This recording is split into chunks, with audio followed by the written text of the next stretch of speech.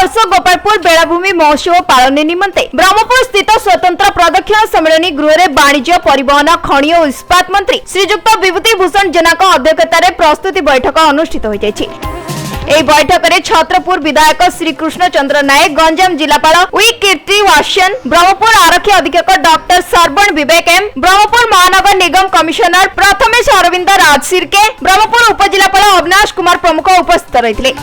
विगत वर्ष भली चलित वर्ष यह महोत्सव 5 दिन पालित होब। आसंता 22 तारिख 26 तारिख पर्यंत यह उत्सव गोपालपुर बेलाभूमि में पालन करा।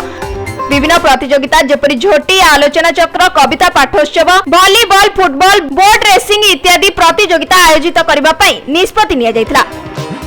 साबका स्मरणिका उन्मोचन करा। प्रथमे गंजाम जिलार कला संस्कृति को प्राथमिकता दिया। तासह विभिन्न जिला, राज्य और देशर नृत्य और संगीत परिवेशन करा। ओडिया, तेलुगु और हिंदी कंठशिल्पी संगीत परिवेशन करिवार कार्यक्रम रही। पलिश्री मेला, खाद्य मेला एवं विभिन्न अनुष्ठान मेला प्रदर्शित होब। ओडिशार मुख्यमंत्री और राज्यपाल को अतिथि निमंते अनुरोध करा। गंजाम जिलार विभिन्न शक्तिपीठरू मशाल शोभायात्रा, पदयात्रा और समुद्र में लेजर शो आयोजन करा निष्पत्ति निया जायतिला। विभिन्न कमिटी गठन करी एही उत्सव पालन करबा निमंते निष्पत्ति निया जायतिला।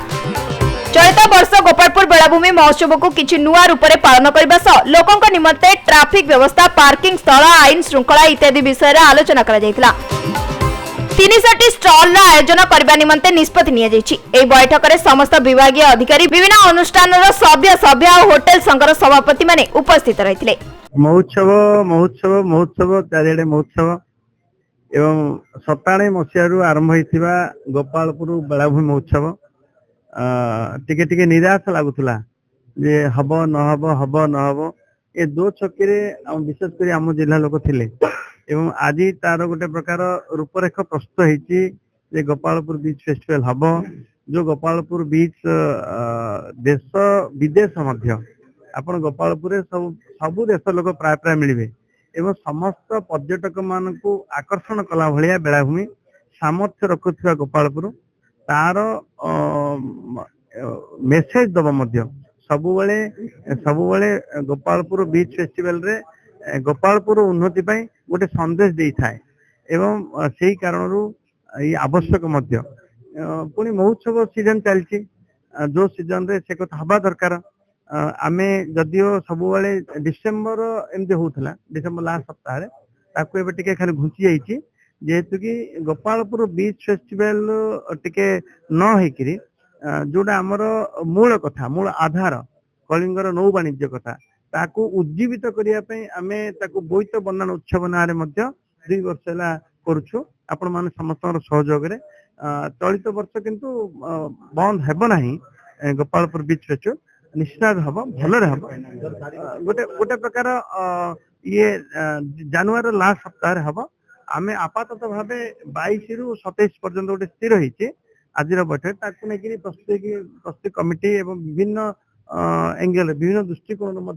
गोपालपुर बीच फेस्ट कि भाव अधिकार चमत्कार हो समस्त को आकर्षण करमती आम कथा जे सोनपुर आसवा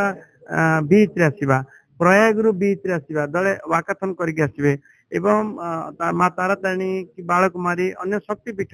आम मसाल आसव एवं सब जमी कि समस्ते जानवे जे गोपालपुर बीच फेस्टिवल गंजाम लोक बड़ा धूमधाम रे सहभागितार से कर होटेल एसोसिएशन सहित विभिन्न एसोसिएशन जिते एसोसिएशन अच्छे जिते स्टेक होल्डर सब स्टेक होल्डर नहीं पुणी आउे बैठक हम समस्त सुजोग दि कौन अंतर पांतर कौन प्रकार भेदभाव ना गोपालपुर बीच में समस्त हो निश्चित किंतु अधिका प्रायोरिटी होती लोकल अधिका नहीं ये डेट आउ तो 24 पड़ेलानी आउ कौन 24 से मझिरे पड़े ब्रह्मपुर बाबुला पाणिग्राही रिपोर्ट समय लाइव।